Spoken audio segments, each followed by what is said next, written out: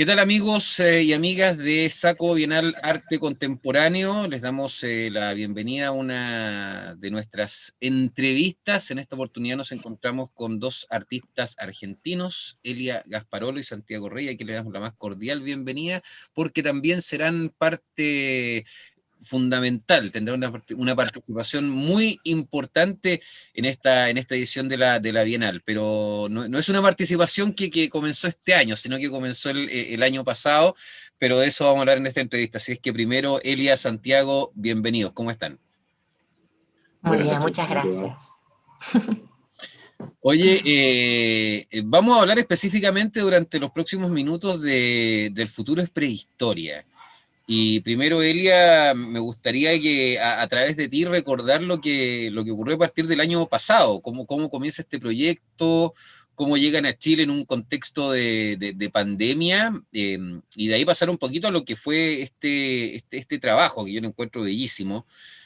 Mezcla dos cosas que encuentro espectaculares, de las cuales vamos a hablar un poquito más en detalle después que nos cuente un poquito el prólogo, la génesis del futuro es prehistoria. Bueno, El futuro es prehistoria es una obra que se realiza en dos etapas, ¿no? Primero hay una instancia en donde nosotros vamos y montamos estas maquetas y luego hacemos todo el trabajo arqueológico de la obra. Pero en realidad nos sucedió que estas etapas se multiplicaron, porque más allá de ser una obra de dos etapas, empezó a ser un proyecto que íbamos a llevarlo a Antofagasta en agosto y lo fuimos moviendo de acuerdo al tiempo de pandemia. Y finalmente pudimos llegar en diciembre, lo cual para nosotros fue una sorpresa tremenda, porque no sabíamos si íbamos a poder ir.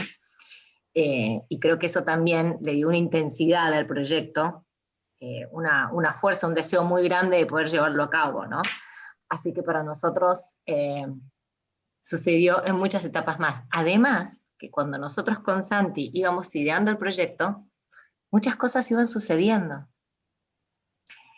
Entonces la realidad nos iba superando, iba llevando gran parte de lo que nosotros teníamos ideado para el proyecto. Así que podemos decir que es algo que se expande continuamente y para nosotros, bueno, es un juego, es un placer poder hacerlo. Santiago, ¿cómo, cómo fue este viaje? Porque tal como decía Elia, llegan en un contexto de pandemia que imagino pudo haber influido también en la forma de trabajar que tenían planificada, que se desarrolla en un espacio, en un periodo, con condiciones que no eran normales, entre comillas. ¿Cómo fue que enfrentaron ese desafío de trabajar quizás en menor tiempo del que tenían planificado? Con la presión de que en cualquier momento podíamos entrar en cuarentena y no iban a tener acceso a lo mejor a algún lugar. ¿Cómo fue que trabajaron con esa presión? El viaje fue hermosísimo. Por empezar, fue un viaje increíble. Realmente fue una fortuna encontrar un hueco en la situación, un momento en que las fronteras se abrieron, en que pudimos programar con muy poco tiempo de antelación el viaje. Nos llevó a preparar la obra, una obra que nosotros pensábamos preparar y armar con más tiempo y enviar por tierra para poder disponer de algunas herramientas, de material y demás. Bueno, finalmente teníamos la posibilidad de viajar nosotros dos solos con una sola valija y tenía que entrar todo dentro de, digamos, de esas condiciones tan limitadas, ¿no? Fue todo en dos cajoncitos que eran el material, las herramientas, y los dos cajoncitos se daban vuelta y eran los dos banquitos en los que nos sentábamos, y fue como solamente eso. Fue, si se quiere, fue muy exigente, porque, bueno, la verdad es que trabajamos mucho, o sea, viajamos y montamos varias escenas por día, las escenas las modelamos en el momento, el material se trabaja en el momento, nos encontramos con la situación y con las condiciones ambientales, que si bien las habíamos previsto, nosotros habíamos armado hecho unas pruebas de materiales hasta que llegamos a la arcilla con fibra que se podía moldear dentro de un moldecito de yeso que armábamos para poder hacer las figuras y hacerlas en el momento que nos ponemos a hacerlo en el contexto del desierto de Atacama nos damos cuenta de que la figura nosotros la modelamos con cera y la sacamos y ya está seca. O sea, tenemos unos segundos para trabajar. No, es algo que hay que hacerlo y como no sé, como quien hace ñoquis caseros, así, un dedito y a la olla. Literal. Literal, totalmente. En ese sentido, podría decirse, fue muy exigente. Al mismo tiempo, viniendo del año que veníamos y del contexto en que veníamos, la sensación era absolutamente liberadora. No habría nada más que quisiera hacer en ese momento que estar en el medio del desierto armando mi obra. No había mejor plan. En ese sentido fue muy hermoso. Todo ese encierro del que veníamos y en el que, bueno, desgraciadamente todavía estamos, hizo que ese periodo en el que estuvimos trabajando fuera muy, muy especial, realmente muy especial. Elia, Después, como decía Elia, es una dale. obra que habla del tiempo y del futuro y de la sensación de comunidad, porque la obra en realidad tiene como una expresión plástica, en el sentido de que tiene un soporte material, que son todas estas escenas y los visores y demás artefactos que instalamos y que vamos a poner después. Pero por sobre todo la obra es una obra, podríamos decir, narrativa. La obra en realidad es un mito. Después este mito se materializa de alguna manera en estas escenas que nosotros armamos, en los textos que hacemos acerca de esto, en los videos y demás, ¿no? Tiene como varias patas en diferentes formas. Y como decía Elia, hay una correlación que todas estas escenas van tomando con el entorno, que nos llama mucho la atención y que es lo que nosotros, lo que nos llevó a la idea de hacer una arqueología sobre esto, ¿no? Pero como una especie de arqueología inversa, porque, por ejemplo, nosotros pensamos en una escena donde una cantidad de gente trabajando en un lugar, concretamente eran chinos, ¿te acordás? Eran chinos trabajando Eso fue buenísimo. y era una escena en donde todos los chinos morían de una enfermedad nueva rarísima. Y sucedió, o sea, Claro, esto lo es habíamos previo a la pensado pandemia. en octubre del año anterior y de repente Claro, empezó a suceder. Dijimos, ¿no? no sé, y de esa misma forma empezamos a ver que todas las escenas, de alguna manera, quizá esa era la más evidente, la más obvia, pero todas empiezan a tejer relaciones con lo que va sucediendo en nuestro entorno informativo y nuestro entorno real, concreto, ¿no? El mar que se seca, no sé, bueno, todas las cosas, ¿no? que hay en las escenas. No sé, fue muy, muy, muy interesante y tengo la sensación de que es algo que todavía se está elaborando, todavía está tejiendo redes Sí. con las cosas que van sucediendo. Eso es así.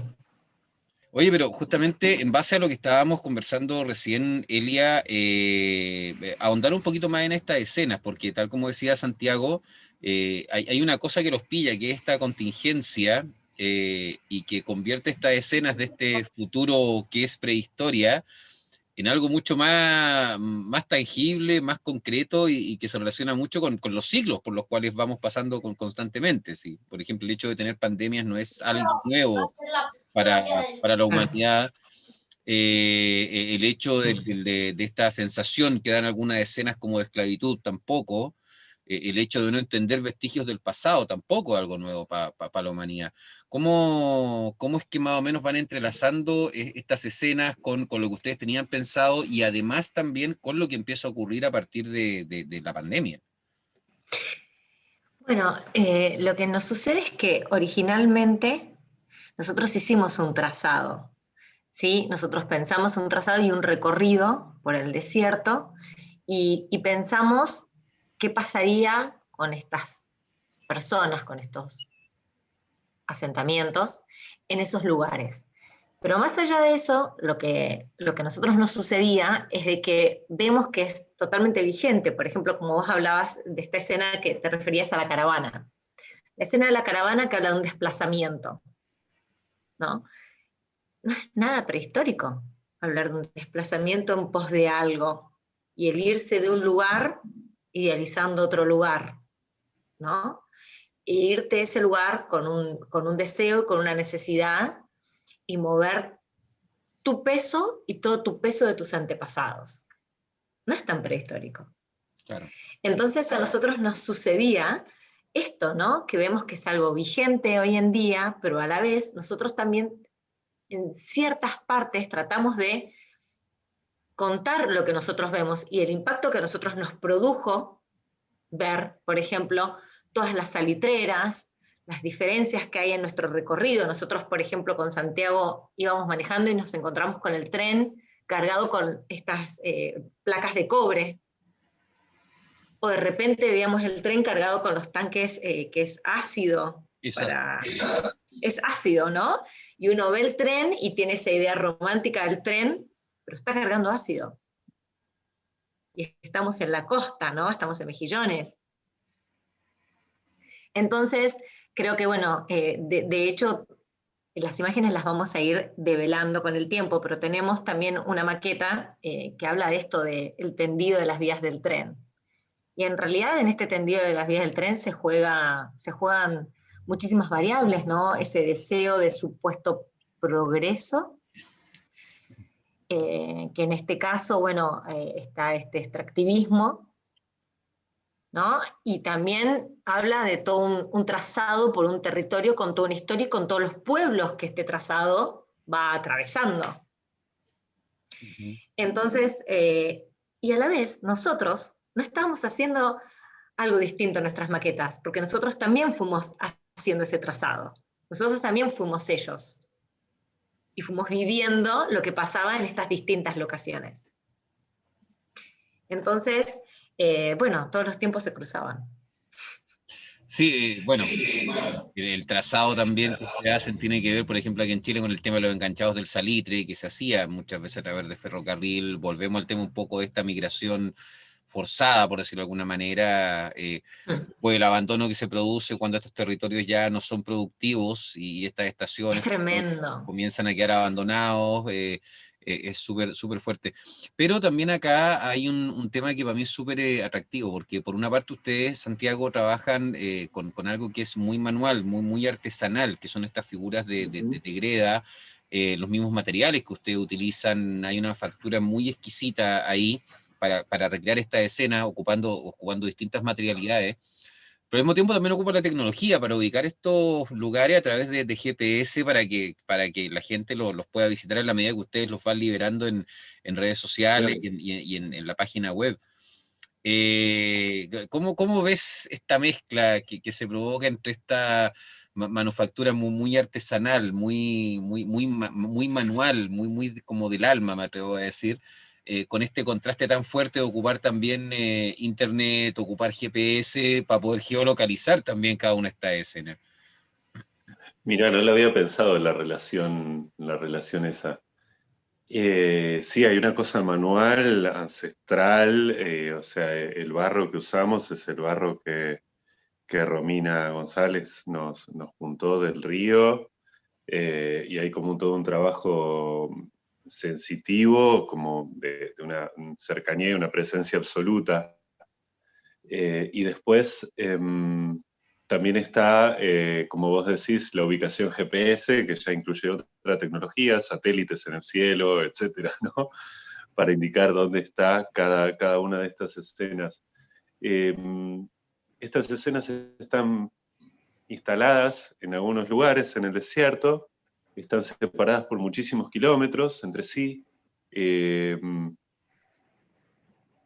Las personas interesadas pueden ir a verlas, pueden ir digamos, a convivir con la escena concreta. Mi impresión es que el mediatizarlo por el GPS, de alguna manera agranda la distancia.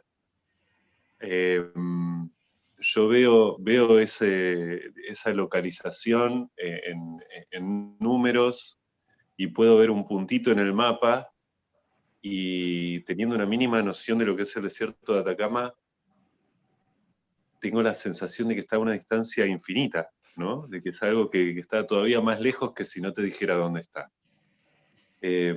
O si te lo No, explicara no con había pensado palabras. nunca en eso. Claro, no, no había pensado nunca en esa relación que señalás. Pero sí, hay como una cosa completamente presente, física, de contacto manual con el material y todo, y después una lejanía total, que le da esa relación con la tecnología, ¿no? De alguna manera. Eso. Ujú. Oye, Elia, ¿por qué el desierto de Atacama? Bueno, el desierto de Atacama. Primero que nada porque, bueno, yo había tenido la oportunidad de ir anteriormente con una obra de Joaquín Fargas con el Rapdomante, y la verdad que me atrapó el desierto. A mí me generó un amor indescriptible estar en un lugar donde todo es posible, es un lugar potencial. Uno cuando piensa que fue una fuente, ¿no?, de un fertilizante y no es una planta, pero está, toda esa vida en potencia está. A mí eso me impactó. Y los millones de colores en el amanecer o en el atardecer. Es un lugar que está lleno de elementos y a la vez es muy sutil. Y tiene mucha información, el desierto está cargado de información. Cuando le comenté a Santi y empezamos a pensar juntos el proyecto, a él le habían sucedido las mismas cosas cuando él había ido al desierto anteriormente. Y nos reíamos de situaciones súper simples y que eran como enormes, eran muy expansivas para nosotros. Entonces, bueno, nos parecía que era una obra que tenía que estar ahí, y además porque en nuestro caso es una obra que juega con la escala.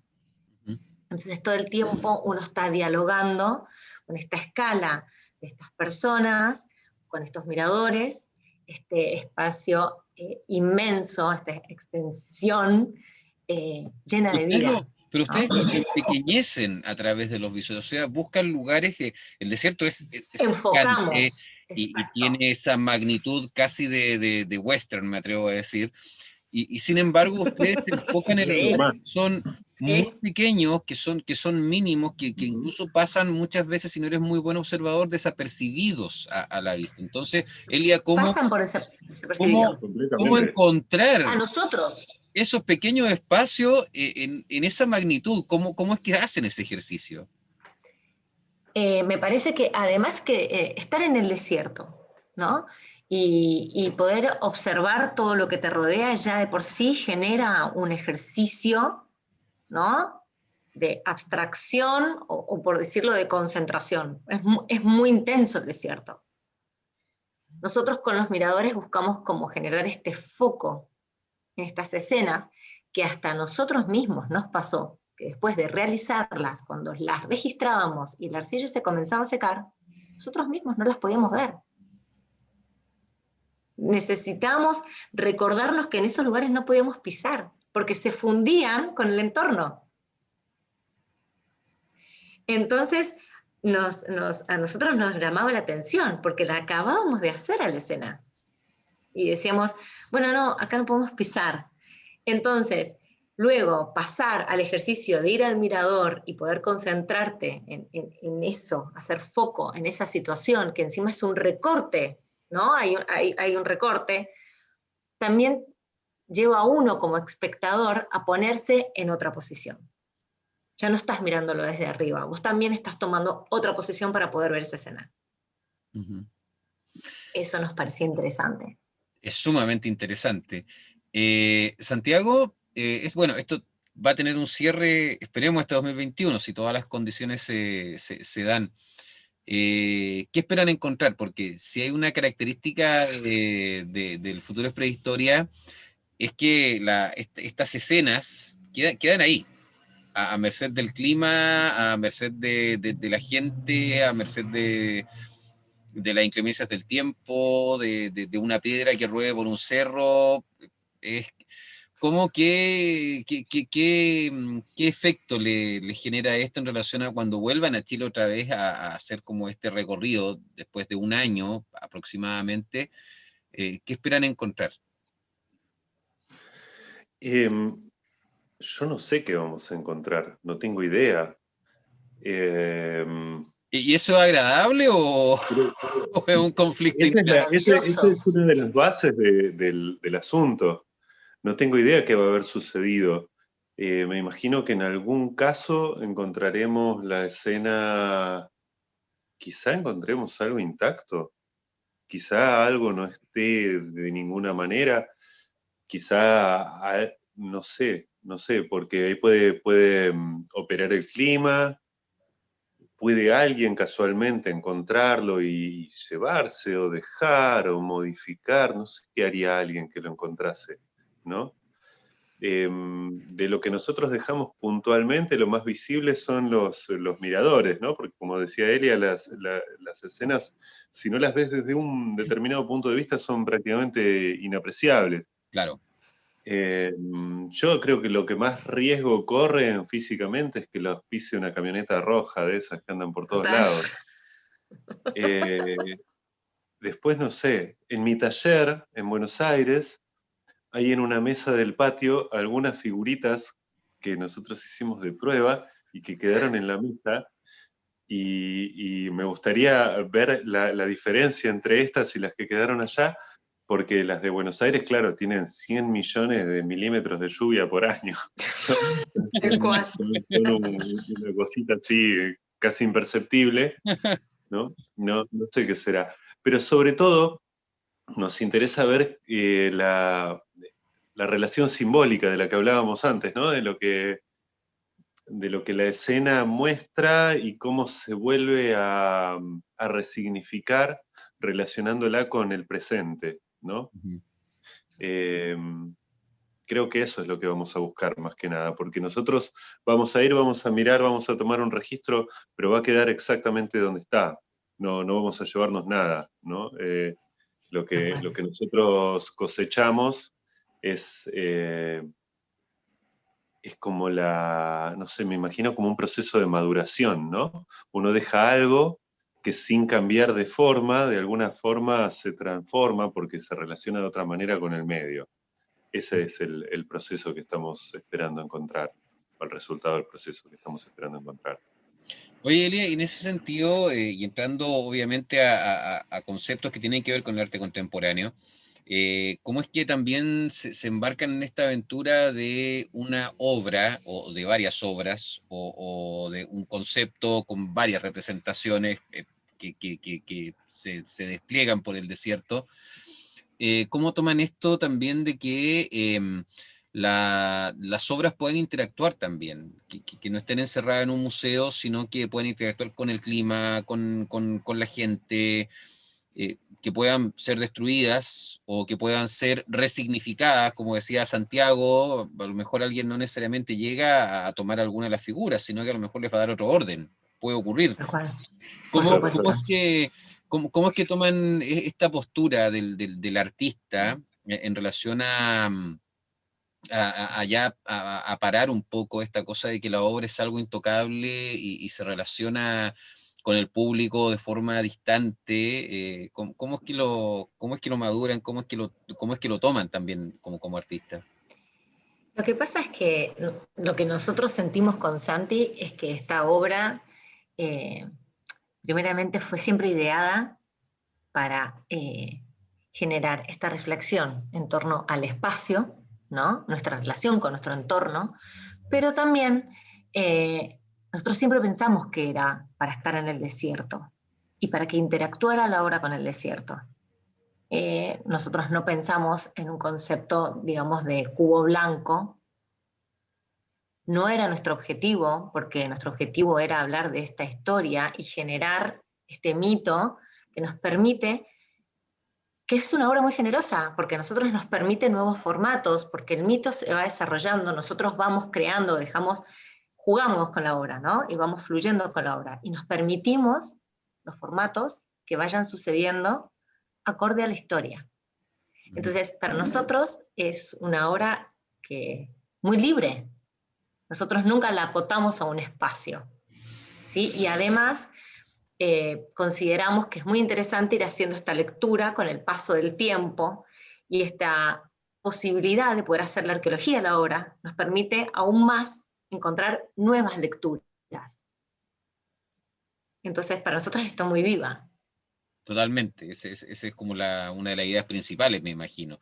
Aparte que Por la supuesto. construcción también fue viva, porque llegan a espacios que no conocen y tienen que adaptar justamente las figuras y el material que ustedes tienen al espacio que van encontrando. No hay una Claro. planificación previa, por decirlo de alguna manera. Sí, era muy Está poco. la O sea, idea de nosotros... la escena, pero finalmente la construcción de Exacto. la escena hasta cierto punto es súper improvisada. De alguna Tal manera cual. tiene el montaje de la escena tiene algo como de cinematográfico, ¿no? El Claro, visor tiene que ver con la cámara y lo primero que nosotros hacemos es ubicar el espacio en que queremos y elegir el cuadro, ¿no? Y decir, bueno, este va a ser el pedacito que se va a ver de toda esta inmensidad, vamos a ver estos 30 centímetros por 30, y se va a ver desde acá, y entonces en función de eso disponemos, y toda la escena se arma solamente desde ese punto de vista. Si uno la ve desde otro lado, no tiene sentido, Sí, funciona no desde un cuenta punto otra de vista, historia de una quizás. perspectiva. Justamente, Elia, puede que cuente otra historia totalmente distinta a que lo mejor Exacto. que teníamos Claro, dentro de nuestra planificación. Pero ese ejercicio lo encuentro sumamente interesante porque tiene que ver justamente con la libertad que tiene el espectador también interpretar o reinterpretar de acuerdo también al punto de vista a través del cual el punto de vista del que se para. claro. Es que eso con Santiago lo vivimos, eh, eh, digamos, nosotros al estar en un estado de sorpresa permanente, porque éramos encontrando hallazgos en el desierto, uno cuando está al frente de un geoglifo hace eso, no sabe qué está viendo, no entiende, entonces trata de recrear algo en su mente en base a una imagen. ¿No? Entonces, esa situación de decir, bueno, hay una maqueta, ¿qué será? ¿Quiénes serán? ¿Qué están contando? Bueno, cada persona puede hacer lecturas diferentes. Creo que ese también es el juego. Totalmente. Oye, para ir cerrando, ¿dónde podemos encontrar los videos y la geolocalización de las distintas escenas del futuro es prehistoria? Bueno, el Futuro es Prehistoria tiene su página web, el Futuro Prehistoria. Ahí están todos los videos y todas las escenas que nosotros vamos develando periódicamente. Y también tenemos el Instagram del Futuro es Prehistoria y la página de Facebook. Así que, Maravilla. por favor, Todo sigan el como proyecto. el futuro es prehistoria. El Futuro es Prehistoria. ¿Cuándo llegan a Chile? Ajá. Todavía está Llegamos. En en la septiembre planificación. llegaríamos a Chile si todo sigue así. Bueno, en estos tiempos Vamos a tan ver. difícil predecir esas cosas, pero era como para más o menos tener Sí, la sí, referencia. sí, El proyecto es en septiembre. en septiembre. Oye, Santiago, Elia, muchas gracias por estar con nosotros en esta entrevista. De verdad, esperemos que estén prontamente en Chile, ver los resultados de estas escenas después de casi un año de haber sido instalada.